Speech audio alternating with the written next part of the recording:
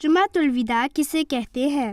پیارے بچوں، وداع کا لفظ ہم عام طور پر رخصت کرنے کے لیے استعمال کرتے ہیں، اور عام مسلمان یہ کہتے ہیں کہ رمضان کا آخری جمعہ جمعۃ الوداع ہوتا ہے، یعنی رمضان رخصت ہونے والا ہے۔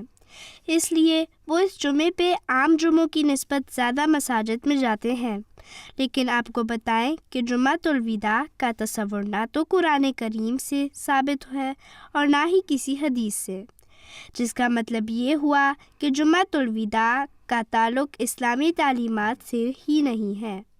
اسلام میں تو ہر جمعے کو خاص اہمیت دی گئی ہے، یعنی کہ ہر جمعے میں ہمیں لازمی شامل ہونا چاہیے۔ آئیں ہم آپ کو بتاتے ہیں کہ جب رمضان ختم ہونے والا ہو تو ہمیں کیا کرنا چاہیے۔ پیارے بچوں، کبھی ایسا ہوا ہے کہ کوئی انسان کچھ دن کھانا کھائے اور کہے کہ بہت کھانا کھا لیا ہے، اب مجھے کھانے کی ضرورت نہیں ہے؟ یا کبھی ایسا ہوا ہے کہ کسی نے کہا ہو کہ میں نے بہت پانی پی لیا ہے، اب مجھے پانی پینے کی ضرورت نہیں ہے؟ یا پھر کبھی ایسا ہوا ہے کہ کسی نے کہا ہو کہ میں نے بہت کپڑے پہن لیے ہیں، اب مجھے اور کپڑے پہننے کی ضرورت نہیں ہے؟ ایسے ہی جب ہم رمضان میں زیادہ سے زیادہ اچھے کام کرتے ہیں، کیا ان کی ضرورت ختم ہو جاتی ہے؟ نہیں ہوتی۔ آپ نے بالکل ٹھیک سمجھا۔ آپ کو اور اچھا سمجھانے کے لیے ایک اور مثال دیتے ہیں۔ فرض کریں کہ ایک چھوٹا سا بچہ اور ایک صحت مند یعنی پہلوان کھانے کے میز پر بیٹھ جائیں تو دونوں میں سے زیادہ کھانا کون کھائے گا؟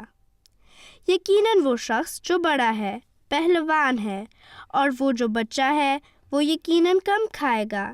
ایسا کیوں ہے؟ ایسا اس وجہ سے ہے کہ جسم کی غذا کھانا ہے، اور جس کا جسم چھوٹا ہوگا اس کو کم کھانے کی ضرورت ہوگی، اور جس کا جسم بڑا ہوگا اس کو زیادہ کھانے کی ضرورت ہوگی، اور اسی وجہ سے پہلوان کو زیادہ کھانے کی ضرورت ہوتی ہے۔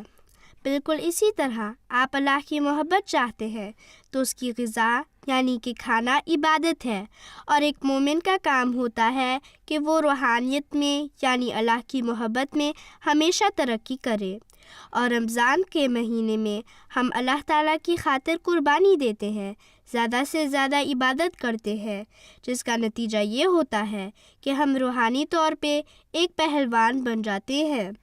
تو یقیناً اس پہلوانی کو قائم رکھنے کے لیے ہمیں زیادہ عبادت کرنی پڑے گی تاکہ ہم روحانی لحاظ سے کمزور نہ ہو جائیں۔